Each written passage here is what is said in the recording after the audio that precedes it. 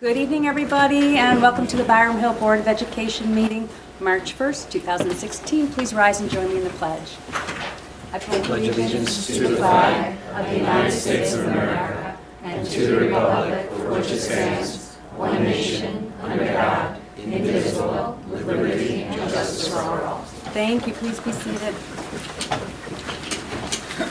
Every year at this time, during this part of our budget planning, where we have the administration's budget, we are always joined by just about every one of our administrators, and this year is no different. It is incredible to look out here and see all of you. I know you're obviously interested in this topic, but it's also a show of support for the district office and for the school district. So I want you to know that it doesn't go unnoticed that you're here from the board, and it does not go unappreciated. So thank you all for being here. We look forward to talking to you very soon. And Melissa Stahl is going to be doing some double time because we're going to hear from you again later on from the World Languages Department and a study that was done for that. So we look forward to talking to you about that. Okay, the meeting was officially opened at 7 o'clock and we went right into executive session. And we discussed 3 items. One was 3.1, Board of Education matters, succession planning. 3.2, personnel matters, succession planning. 3.3, legal matter, individual student. And 3.4, a contract matter for the BHTA. At this time, are there any comments from the public on any matters that are not on the agenda? Okay, hearing none. Can I have a motion to adopt tonight's agenda? So moved. And a second? Second. Okay, and there was just one minor change that we had on consent. It was item 6.9. Under spring coaching appointments, there was an addition and a deletion. Okay, motion's on the table. All in favor? Okay. And can I have a motion to adopt our consent agenda for personnel, special services, and business? So moved. And a second? And there was the one change that I just mentioned. Any other revisions?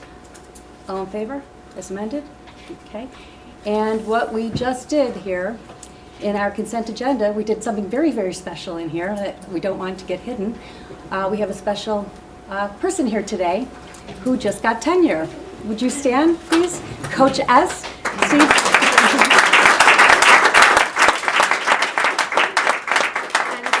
Steve Konechny. Did I say that right?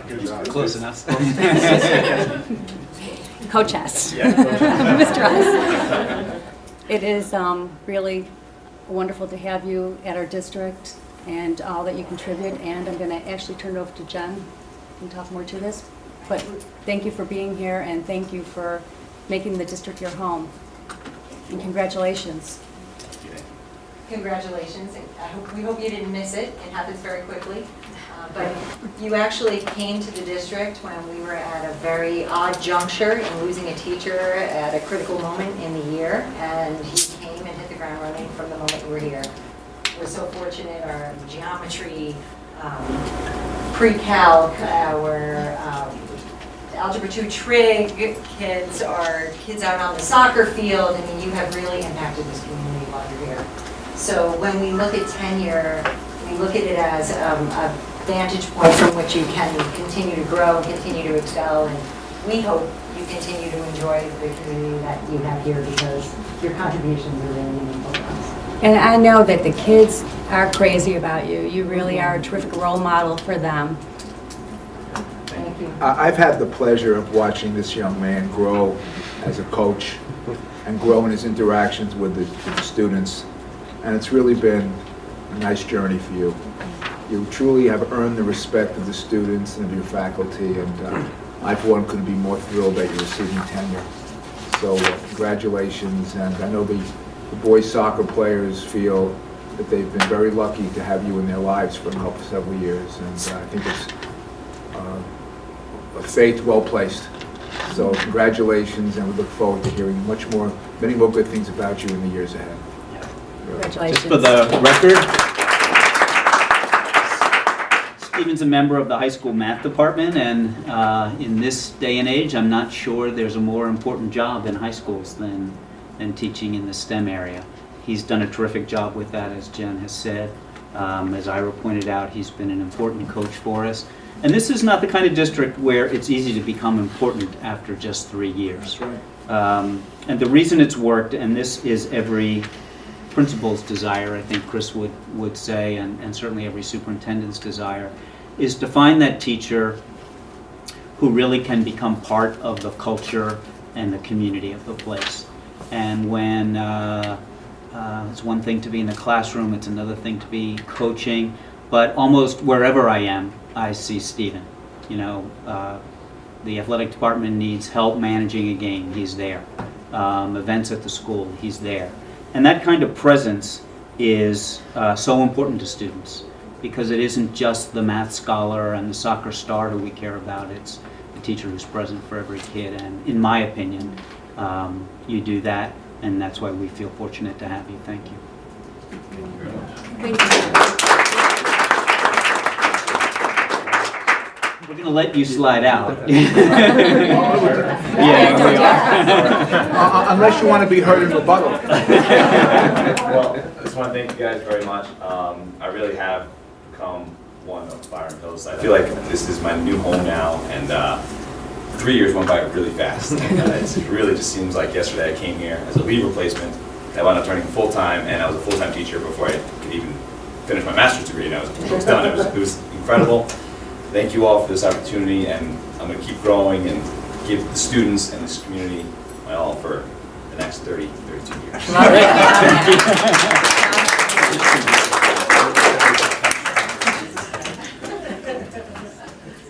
think it's 33 years. Bobcats. Yeah. Okay. Thank you. And that brings us to a very special report, presentation of administration's proposed 2016-2017 budget. And I turn it over to Dr. Donahue. Yes, very important night. In many ways, this begins the budget discussions, because tonight the numbers start becoming real. Tonight's presentation is by no means the end of it. This is the budget that the administration is proposing to the board and to the community. There'll be a number of budget hearings after this where we'll hear from directors. We've already heard from principals about building budgets. Next we'll be hearing from directors about department budgets. And we'll be hearing some specific reports on items like revenue. So this is the kickoff for all of that. And I invite Scott, who's a member of the Budget Committee, to introduce it. Sure. So, good evening, everybody. So, as Bill said, on March 1st, here we are today with our proposed budget being put forth. But we started out with the principals giving us an overview of the buildings at our last meeting. And for the community's standpoint, it's important to note that March 15th and 22nd, which is hearing 2 and 3, are critical because these are the appropriate forums for any additions or deletions, commentary to the budget that we can take into account as we move forward, because after March 22nd, then the budget starts to get wound up, and it ultimately culminates with the community vote on May 17th. So when we think about the budget overall, we think about, first and foremost our goals, and make sure that the budget's incorporating all of our goals for the year. We're obviously looking closely at enrollments, which have declined in the community, and so that gets taken into account as well.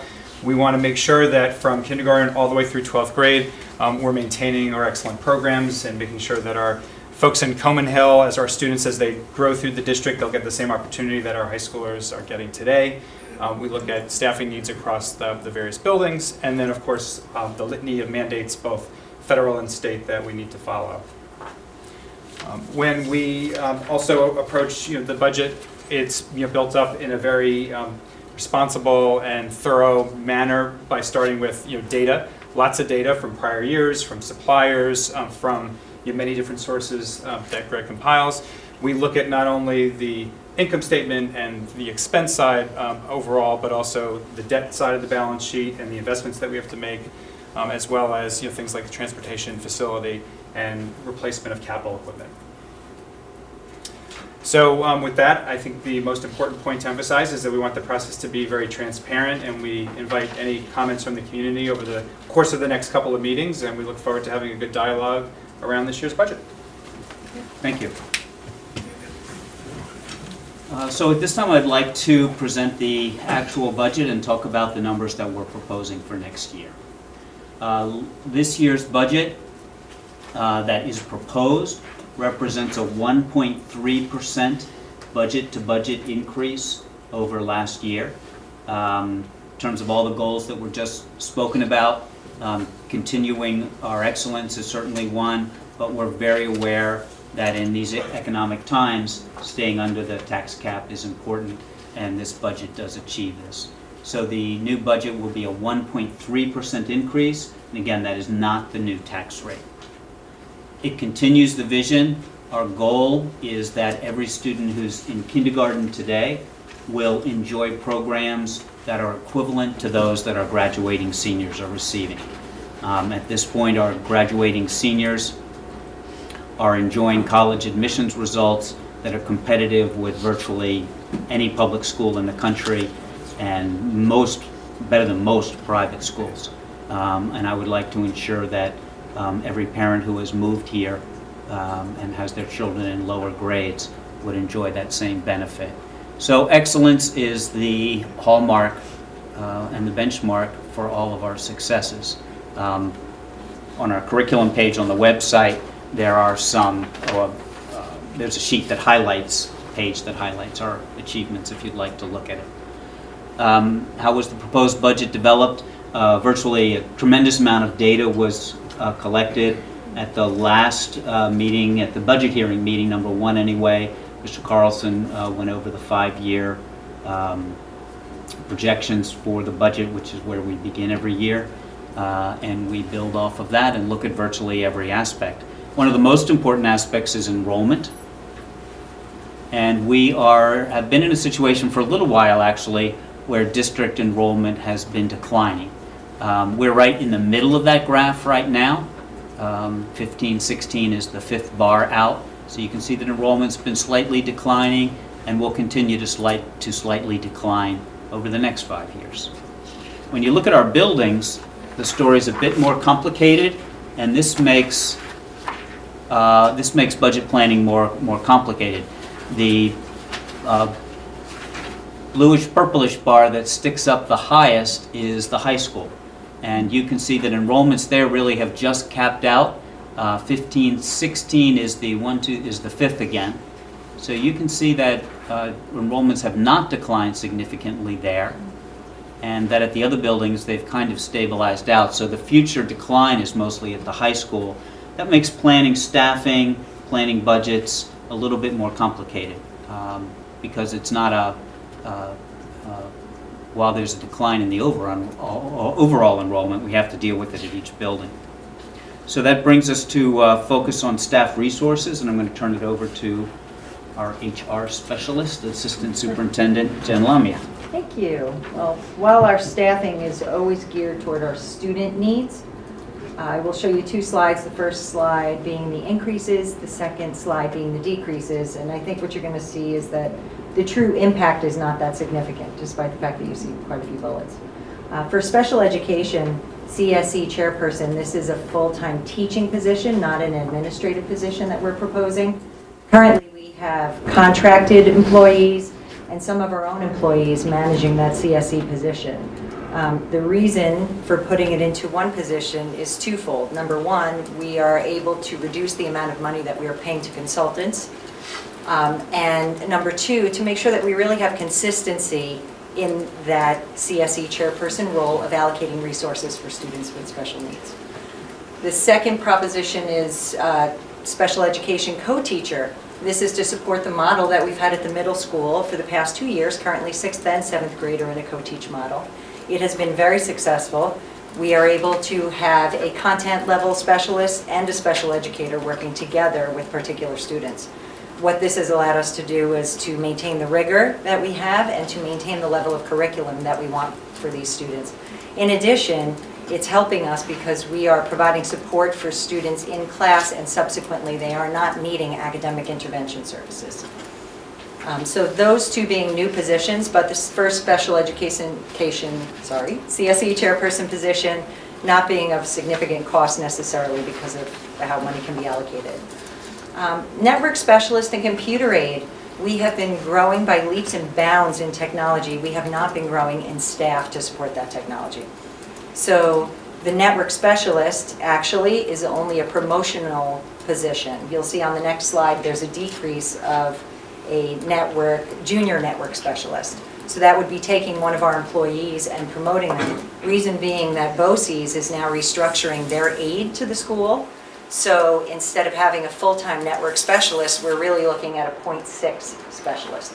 We need to take some control of that within our district and are able to do that. We have the staffing to do that, very capable staffing. The computer aid position at Crittenden actually existed a couple of years ago, but we had a teacher who moved, an aide who moved to a teacher position, and we never filled that position. So they've been living on a shoestring budget for the last couple of years, and it is time to continue supporting that building. And the custodian, I will explain in the next slide, that is not really a new position, it's actually a change of title.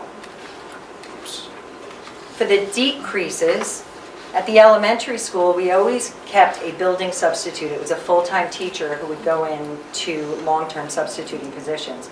Considering the amount of cost involved in benefits and in the, not knowing what position that teacher would necessarily take, we tried to work without that position and have been able to do so and are able to eliminate it.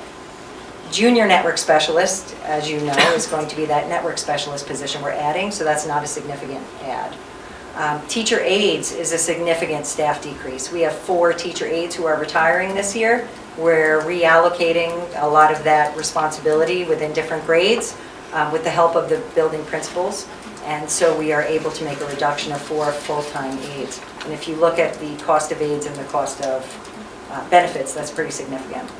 And Assistant Director of Facilities is a position that we maintained, and when that person went to another district to become a director, we looked to see how we could utilize people within the district, a little bit of a stipend, and have been able to successfully manage that. Under Greg's guidance, we're going to be able to get rid of that position as well. And the full-time bus driver custodian, this is the civil service, the title game. But this is a bus driver custodian title. We are able to get rid of that title and then add that other custodian from the other page. So that not being a significant gain either. So overall, as Bill said, the goal being under 1.3%, I think our staffing has more than accomplished that. And we do believe there's going to be a significant net cost savings by the time this is implemented, provided the board approves. Success. Can I ask a Yeah. question? Just am I correct that the elementary teacher and the assistant director of facilities, those were 2 positions that weren't encumbered? Exactly. Okay. Yeah. And we tried this year to test not having somebody in that position to see if we could do Okay. that. So focus on our resources really comes from the working relationship that we have. We have excellent relationship with our administrators, obviously, fantastic support tonight. The Teachers Association and the CSEA, we have entered into contracts last year, contracts that were quite favorable and were able to keep us under the tax cap levy, our goal. And all of our programs, our services, Greg, I think, is going to take over from here a little bit, but that leading into the additional funding that we have for all of the extra services that we're providing for kids in the district. Okay, I'll take over from here. This is the part that everyone enjoys, all the numbers. The colors. I like the colors, I like the numbers. You can't even tell the colors. I know. We have a very good budget to discuss tonight. The overall increase over last year is 1.3%, a total of $89,881,446. The breakout we're required to show by state law, program, capital, administrative, and these pieces of the pie. There's always a lot of questions regarding costs by classroom or by activity. There's 1,000 ways to slice this pie, but this is what it looks like for the state. It has stayed this way for many years. The majority of our costs are in program, as you'd hope they'd be, followed by capital, then administrative. And these ratios have stayed fairly consistent over the past decade. The numbers have grown in total, but the relationship really hasn't changed that much. The next few slides will break down further these three components. This is the largest component. This is the program component, represents over 70% of our budget. On the left-hand side, it indicates what these bars represent. The largest piece is the teaching, regular school. I'll talk about what the increases are for those that are significant. Overall, the increase for this component is 2% exactly. The increase for teaching regular really consists of a new staff and contractual salary increases. Under students with disabilities, and we're going to hear from Jill in a couple weeks, this really is related to tuition. This is just a once over lightly. We're going to hear from Andrew regarding computer assisted instruction. It's a 3.3% increase over the prior year. It really represents installment purchase agreement where we're going to be buying an additional up to $500,000 worth of equipment that will be funded over a 5-year period. So that helps to show what that increase came from overall. Co-curricular, it's a 4.6% increase. Through negotiations, there's a higher cost for club activities, plus a few new clubs were authorized and added, representing that increase. You can see it's not much money overall in terms of the total program component.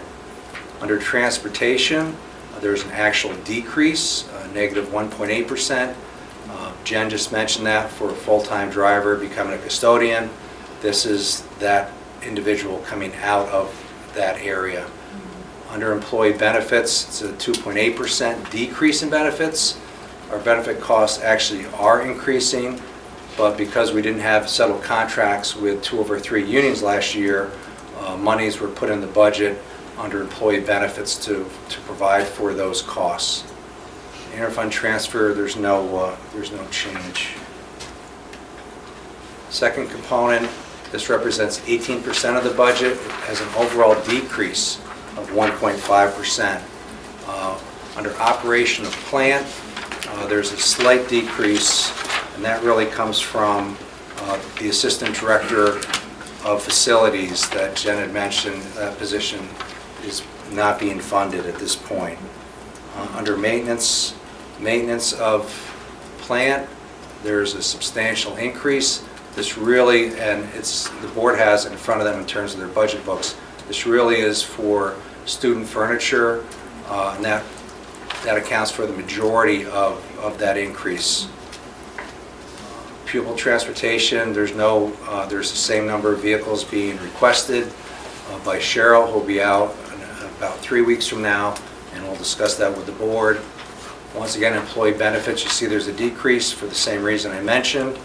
And our debt service, even though this is the most significant area, when we get to our revenue discussion on March 22nd, that's offset by some reserves that we have, but it is going down on its own without any assistance from reserve funds. So there is a decrease in this. And then the transfer to capital, Steve will be out that same night on the 22nd to talk about his budget, but this decrease is for the CAP plan, which is a 5-year plan to preserve our assets. Under administration, this is the smallest portion of our budget, 11.8%. It has an overall increase of 1.8%. Quickly go through 2 or 3 of these items. Board of Ed is getting a raise. They serve at no compensation, as we know. 5.8%. This represents primarily postage, which needs to be charged against the Board of Ed for some of their communications. We have to contribute to that? Through your taxes. Through your taxes, thank you. Bad enough we don't get paid. And is it legal or lawyers is part of the Board of Ed as well, right? The lawyers are there as well. If you look in your detail, there's actually a slight decrease in legal fees by looking at the last 5 years of actual expenses. It's still a significant amount of money that's in there for that. Under curriculum development, there's a 4.6% increase. Tim's going to speak to us in 2 weeks about that, but it's really materials for a new initiative that he'll be talking to you in detail about. And also with our contract settlement, It's for professional development during summer, which has a higher hourly rate for our teachers that come in during the summer and do work during the summer. Finally, there's these two are connected. Finance, that's the business office. This decrease here is moving part of my salary down to pupil transportation. You see this huge increase of 27%. This amount of money will be aidable by the state because I'm charging part of my time that I spend in transportation to transportation. We'll get 6.8% of that money back in aid from the state. And finally, employee benefits, virtually no change in employee benefits. And that's the quick overview of the three components. Just a reminder that we did do a refunding of our bonds back in 2012-13. As of this next year, we'll have saved close to $800,000 in interest costs. Next year's savings will be approximately $180,000 in interest savings by doing the refunding. You can see over time it's going to really accumulate to a sizable amount of money, $2.25 million, $2.25 million. This screen we see over and over again. This is our actual debt service. This blue line that's at the top. The line that's above the red line here, this is the actual net cost after we apply our reserves. This green line is coming from the insurance reserve. We talked about this at the budget hearing 1, and just about every budget hearing we've been using some of our savings to offset our debt service. As you see, it's coming down by itself, but this brings it down to be very manageable over a period of time. And at the end, which is in 2019-20, there'll be no need to provide any additional supports to bring this number down, and it'll eventually go to zero. In all likelihood, we will borrow before it's totally exhausted, but that's the trend line. It's coming down, and that's really assisted with us staying within the tax levy cap and help us also plan in terms of budgeting. There are two major drivers to our budget besides debt service, which we just looked at, and that's the pension costs for both the teachers' retirement system and the employee retirement system. Just so everyone's aware, these are not voluntary systems. Everyone that works here must join one of the two systems that they're eligible to be in. Health insurance is the other large cost, and that's contractual, and that's the two pensions together equal about what the health insurance is. So to make it relative, the health insurance is the real driver of budget changes. Here's what the TRS looks like over a period of time. You can see that next year, on the bottom far right, the rate has come down to estimated to be 12% for 16-17. It's back to about the same amount that it was in 12-13. You could also go across like this. The red line is the actual rates, and the bar chart is the dollars. So it's kind of a mixed graph. But it's interesting to look at in terms of the good old days versus where you are now. There's still talk that this year they're saying don't expect it to come down another year for 17-18. We'll have to wait and see what the market performance is. Most of the cost to run the system comes from interest earnings and not from contributions from employees or payments made by the district. Similarly, the employee retirement system, there's more of a blended rate here, but the rate also for 16-17 is projected to be lower from 18%, 18.2% to 16%. The total will be approximately $1,800,000 for the employee retirement system pension for what the board is required to pay. This is the big picture. If you look at these numbers, this is right at $10 million. The others were significantly lower, but the line here shows what's happened to health insurance over a period of time. And like I said, we're looking at in excess of $10 million for our premiums for 2016-17. And finally, we'll talk about the other side, how we're going to balance this after we have some more discussion about appropriations at the next two meetings, and then we'll go through the revenue projections. We know that, we've talked about this already, we don't receive a lot of state aid. It still remains at less than 4% of our overall revenue, and that we'll also be discussing in more detail the revenue that comes from our reserves, money that we've put aside to help offset tax increases. And then we'll also be talking about the estimated tax rates. We're right now collecting data from all of our 4 towns and the 4 assessors, and we'll provide an estimate of what the tax rates will be if those numbers stay static. The numbers for equalization are final.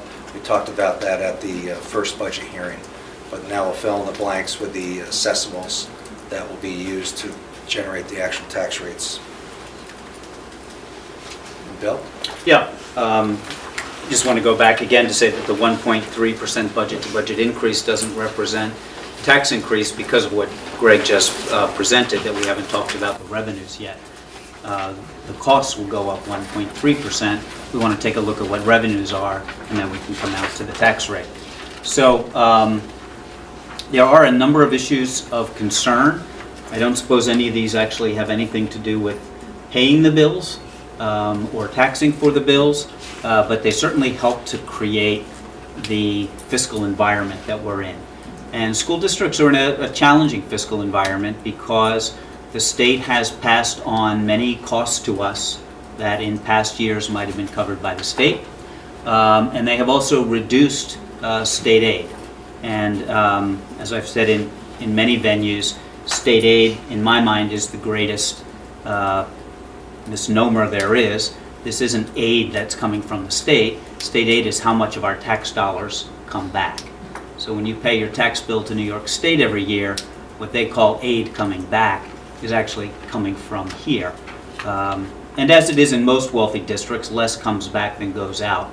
But the amount that comes back is very small. In a $90 million budget, we're only talking about 4%, I believe, coming back from the state.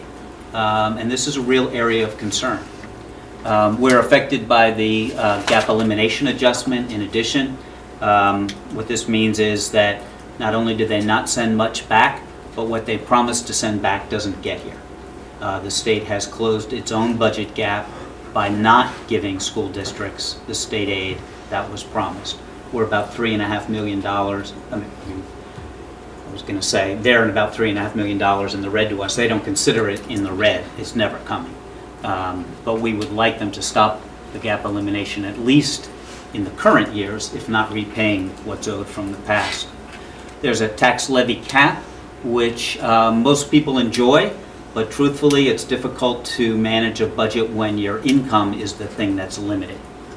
There has not been any meaningful mandate relief. I believe in the years since 2008, one mandate has been addressed. Annual professional performance review, all of these issues with the state I don't want to go into again, but that and the Common Core have cost us quite a lot. And all of this is happening at a time when local control's being removed.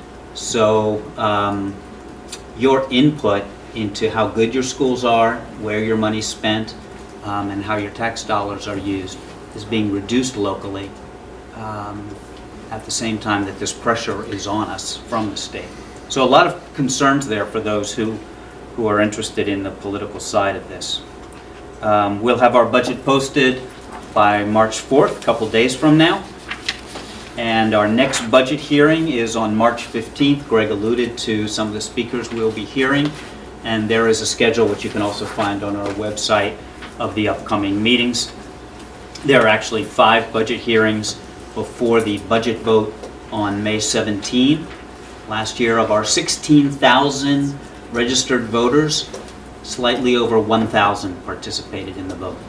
Our goal is to make you well-informed voters in the hope that you'll actually become active in this political process.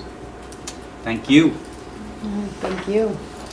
Well, with with all the restrictions and constraints and political environment and the fiscal environment, it is impressive that we haven't had to cut programming up to this point. Open the floor up to questions and comments. I just wanted to emphasize something that Scott said at the outset about the public participation piece in the budget process, and that March 22nd is the last opportunity for any community members who want to suggest additions to the budget or suggest where we can cut the budget. Because after that, the board will take into account all considerations and have a budget hearing where we sort out the pros and cons, and then we adopt the budget, and then the final budget hearing on May 3rd before the vote is really an opportunity for the community to really ask any questions they have to inform themselves about, in advance of actually voting on the budget.